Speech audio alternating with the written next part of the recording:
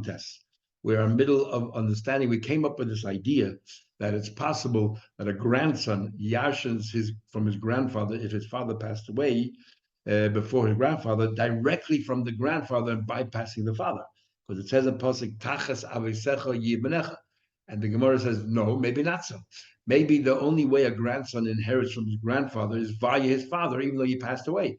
But yesh mishmush bakever, that there's transference even after a person passes away. It's an automatic thing. It's transference, and this grandson does get through the father to the grandfather, and therefore, if the father Reuven, Yaakov, Reuven, and Chanech, if Reuven, the middle generation, sold the property, maybe the lekuchas have a valid taina. Your father sold the property. Okay, he died before his father, but after his father died, he inherits it, and you want to take it, pass on to you. We have first rights. So, and the pasuk that says that the grandson goes directly to the grandfather, maybe he's talking about a bracha. Maybe it's not right. He says, you know what? He cannot say that. See, if you want to tell me about bracha, you want to tell me, according to technical halacha, the grandson does not get from the grandfather all. The we learned in a brayso, Nofal. Sorry, but we learned this in the Mishnah. This is the beginning of the series of Mishnah. Nofal habayis olav v'al avi. What happened was the house fell down on him and on his father. And the question is, who died first? Olav avaris for him and on his other people who bequeathed to him, like his uncles or his brothers. What happened was there were some heirs, and then there was debts. A lender, his wife, she's claiming a ksuba, and the question is, who died first? Because if he died first, then he has no assets, and they can't collect anything. But if he died afterwards, they'll have the asset they want to collect. We don't know what happened. We had an argument with Sham Yisrael. I mean, the Yoshe's father said that what the son died first. Let's say Yaakov and Reuben. Say that Reuben died first, and therefore the lender has nothing because Reuben is destitute. He was going to inherit from Yaakov, but he didn't because he died first. But then the father died. So therefore, we're taking over all the assets from Yaakov, and you have nothing from it. But the lender says, "Oh, message, no. Yaakov died first. Reuben inherited his father, even though he passed away, and now we're collecting our debts." Now, who are these? There's two cases there. One is having a dispute with the Yershim of the father, and then he's having a dispute with the Moirashim, the Yershim of the Moirashim. Who are these two different cases? My love, the first dispute is Yoshia of. Who are the Yoshia of? They're B'nai Morishav. Sorry, my love, Yoshia of means his father, yeah? That means his children. So what happened was his children, again, so you have Yaakov, Reuven, Chanech. Reuven and Yaakov both died. The lender comes in and says, well, Yaakov died first and Reuven, so we have in Goy Shalom, in this kind of case, the way it works is whoever is older, we assume died first, and the second one, the younger one, outlasted him. But in halacha, we say we don't know, right? So the lender says that definitely Yaakov, we believe, not definitely, we think maybe Yaakov died first, Reuven inherited him, and will give us a loan. The heirs come along. Who are these heirs? Case number one, probably Reuven's children. Chanech said, no, we come first. Now, what do you mean we come first? Even if Chanech is right, that Reuven died first and then Yaakov, but how does Chanech inherit via Reuven? So what's this taina? Reuven got the property, then he passed on to his son, but he owes it to the lender. Must be from the Mishnah alone, we could already prove that Chanech is not getting it from Reuven. If Reuven passed away before his father, then Chanech bypasses Reuven and goes directly to his grandfather.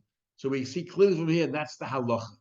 Says the Gemara, my love, Yoshea of and Bnei Morishav Achi.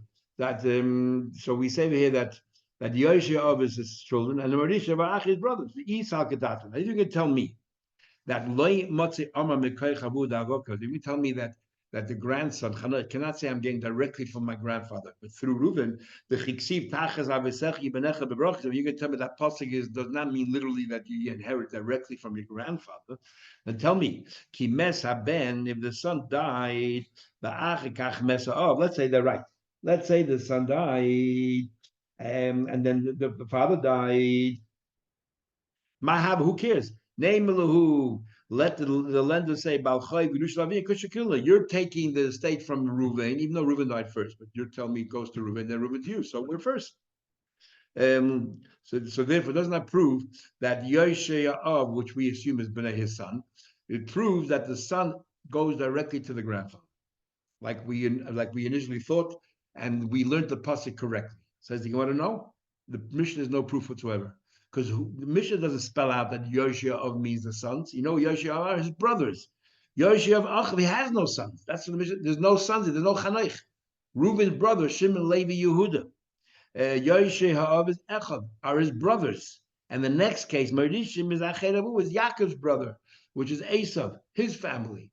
Nothing to do. There were no children to Reuven, so we don't know what the din would be if Reuven had a son Chanach. So in the conclusion, we don't have any proof one way or another. But the halach is correct that Chanach does not have to give the properties to the people that Reuven sold it to, and therefore there's a halacha which doesn't make sense. That's pshat number. Second one further. New thing. They asked the question of Rav Sheshes. Till now we learned about the father. What about the relationship with the mother?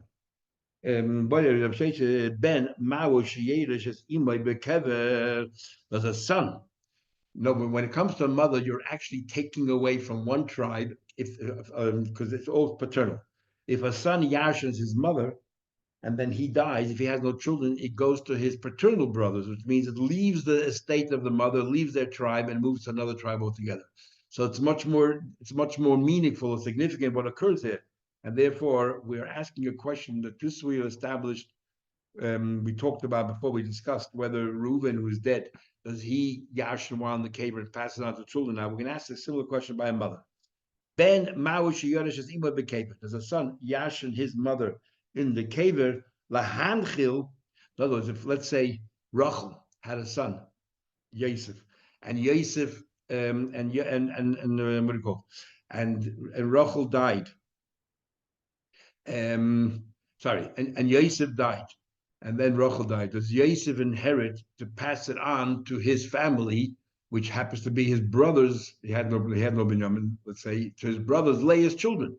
So now the estate leaves the family, or do we say since Yosef died first, and then Rachel's estate does not move through Yosef to the other tribe; it remains with her tribe. Is Ben Maush Yiddish as Imay? Does he yashin, let's say, his mother? So Yosef died before his mother, and then Rachel died. Does he yashin her while he's in the cave, and then he passes on to all Leah's children, and enough to pass on to children to Reuben, Shimon, Levi, Yehuda or not? Rav Sheish said to so we learned of Shenishba, if a father was kidnapped, but Meis ben Medina, and his son died at home, and then the father died also. We don't know who died first. Ben Shenishba, or a son that was taken in captivity. The Meis of the Medina, and his father died at home again, and the son died also. We don't know who died first. Is Yoshe of the Yoshe ben Yachlekus. We don't know who died first, so they all inherit at the same time. Now let's understand, because the Yoshim of the father and the Yoshim of the ben are the same people. So what do you mean Yachleku? What's the dispute all about? Must be something missing here. Hey Chidami, take it literally. Ben. Whoever inherits the son will also inherit the father. It's the same family. Who cares who died first? They're both the same heirs. This is how we learn. Of Shenishba, a father that was taken captivity, the mace, and then died, Ben Bitay. So what happened was this Yaakov, and he had a daughter, Dinah, and Dinah had a son, Shaul ben Aknanis. So you have Yaakov, then you have Dinah, and then you have Shaul. So Yaakov died abroad, Dinah died at home, and we don't know who died first. And now it's Yaakov's question. Ben Bita Nishba V'Meis Avim Medina, all the way around. That Shaul was taken captivity, and Yaakov died at home, and we don't know who died first. We don't know who died first. So now, what happened was we don't know how Benai makes Bereisha is Yoshe of the Yoshe Ben. and is the Yoshim of the Yoshim Ben, then Yachloiku, the Yoshim of the father and the Yoshim of the son, they divided equally. Now the question is as follows: why did they divide it equally? So in other words, the Yoshim of the father is, for example, Yaakov's brothers, whatever it is, and the Yoshe of the Ben are Shaul Ben Akanan's brothers. So they divided between the two. Because in other words, if Shaul Ben Akanan died first, and then Yaakov, so then Yaakov's family gets the estate. But if Yaakov died first, then his daughter yashes him, and then the grandson yashes him. It goes to everything to the grandson. So the Yoshim of Shaul obviously say that he died second, and we take it all. And the Yoshim of Yaakov, his brothers and all that, they say no, that Shaul Ben Akanan died first, he gets no Yerusha. Yaakov died, we're alive, we're taking the Yerusha. So the Gemara says, Misa, if you can tell me. So now, Dina, it was a daughter. She's entitled to Yerusha. But if you can tell me that what? That the son yashins his mother when after she passed, even though she passed away, and before the father, let's say, and therefore now, and what happens? So Shaul ben Aknanis yashins, no, even though the mother is dead, he yashes everything of his mother. In other words, Yaakov died, and what do you call it? And Rachel died before Yaakov. So the Rachel takes all the assets. If you're going to say that the mother, while she's in the grave, also collects all yashes the assets of her father. So she collects. So sorry, not Rachel, Dina. So she collects all the assets from her father, and then it passes on to Shaul. And if Shaul dies, it now goes to his paternal brothers. So it will go to all the other any other brothers that he has, or it goes to that side of the family. If he has no brothers, it goes to Reuben, Shimon, Levi, and all those. So why? So then a problem. He nami the ben Beis even if he died first, where does it end up? With Yaakov's family. So what's the difference? Who died first? Yaakov. In either case, it ends up with the same people. The lavu and even the it goes anyway to he yashes his mother, and then it passes on to his family. So anyway, he gives it back to Yaakov's family and the siblings and so on. So what's the difference? What are they arguing about? It must be lav shmamina she'ena ben yoshes ima bekevel hanshalach, that the son does not yashin from his mother if she died in the kever, or if he died, he does not. If let's say Shaul is dead, he does not inherit anymore his mother. Let's say his mother passes away later. Let's say what happened was like this: Yaakov and Shaul died.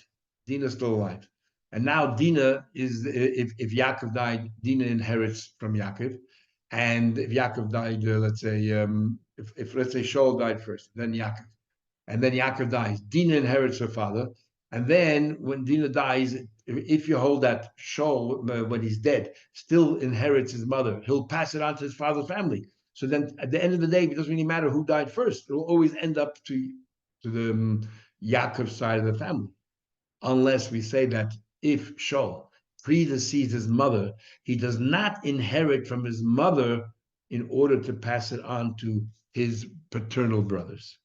That's the proof that he brings. The son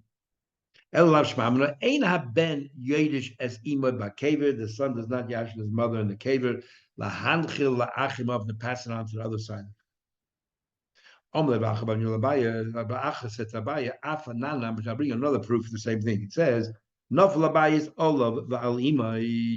is we just had. The house collapsed and fell on top of him and on top of his mother. Everyone agrees in this case here, we divided evenly. Now, if you can tell me that what? That the son, even though he's dead, will inherit his mother. Even the mother died after the son. You're going to tell me that the son, still the dead son, will inherit his mother and then he passes on to his family. Isn't he nami the ben mezberesha? Who cares if the son died first? And the mother died afterwards. Still, it doesn't go back to the mother's family. The mother dies. The son in the grave will inherit his mother and will pass it on to his side of the family, paternal side of the family. And he'll pass on to his family. So what's the difference? Who died first? Allah Shmam is a big difference. Because if the son died first and then later the mother does not pass it on to his dead son to give it to his paternal brothers. He will pass it on to his children. but not to his brother, paternal brother, Shmamina. The time my white talk is itself. Amar Bai says, it says, Siba Ben, it says, I don't want one tribe to another tribe. I don't want to transfer the properties. The Nemba Siba Baal, it says the same thing. It says twice. I don't want to transfer the properties one tribe to another. And we say, why need two? One to pass on to the brothers and one to pass on to the husband. The husband. The husband does not yashin his wife once she passes away, and then later on her father dies. She does not inherit in the cave to pass it on to her husband. So too, if the mother outlives the son and then she dies, it does not go to the son to pass on to his paternal. Now, this is the next Gemara we already had before, so it's quick. Someone says to his friend, the rich man called Barsisin. I bought a lot of his properties. I'm selling you all the properties of Barsisin that I have. And he had one property to have a Mikari to Barsisin. It was called the Barsisin, but he actually never bought it from Barsisin. And he said to him when he gave him all the properties, I'm not giving you this one because this is not Barsisin's property. I only happened to label it, called it Barsisin, but it wasn't. Also, the Kamen of Nachman had a dispute. He said, you told me you sell me all Barsisin's property. I expect to get that property as well. Ukme biyada de lekech. And Nachman ruled it goes down to lekech because you called it Barsisin. We assume it's Barsisin. You prove otherwise. Nachman, I understand. We have a general rule. Dina hachi. That makes sense. The buyer here is the one who's a mitzi. He's trying to take away from the vendor. It's the onus is on the buyer to prove that this property actually belonged to Barsisin. The Rabbi has a question from another psak where Rabbi seems to paskin exactly the opposite. So the guy says, friend, my boy, we're doing this house. You know, we're doing this house. I bought it from you. And I had it for 3 years. Remember, we said if I was here for 3 years, he didn't protest. I used to have a contract, I lost it. I lived in the inner house and I passed by here every day. We were together. That's how the Rashbam learns the Pshat in the Gemara here. And that was my Macha. Other Rishonim said, means I was far away place, so therefore I didn't know. Anyway, also Nachman. He said, Zil Broir Achilosov. He says to the buyer, you prove that you actually had it for 3 years and that you're the owner. Exactly before he said to the seller, you prove that it wasn't part of the sale. And here he's telling the buyer, you prove that it is part of that you bought it.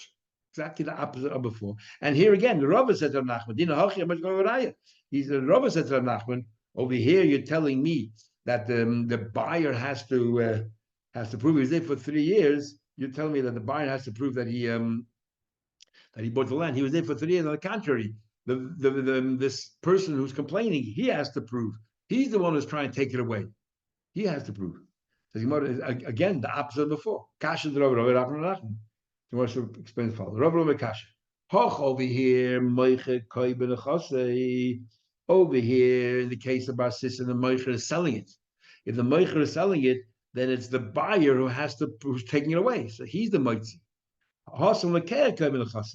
Over here, over there, the guy's been living there for 3 years. He's there, and the person who's complaining is trying to prove otherwise. So the duty's on him to prove that actually he never sold to him. And so that's why it's not a contradiction at all. It's the same thing. Whoever the Meitzi, it just happens to be, it plays out differently who the Meitzi is. Nachal is not a question. He called it Barsisin. Sorry, he said all Barsisin fields I'm selling to you. There's a call there Barsisin. Then it's his duty to reveal the lav dvei Barsisin. That since he said Barsisin, he has to prove that this field is not Barsisin, because apparently it is. Hoch over here, in the case of the guy who's living for 3 years, living in 3 years is tantamount to having a contract. When you have a contract, don't we tell you certify the star? Here also, you here for 3 years, you prove that you actually for 3 years, and the guy, the person's complaining, the plaintiff never protested against your stay in this house. Hadn aloch misha meis, and then we have one more perik finally to conclude Gemara Bava Basra.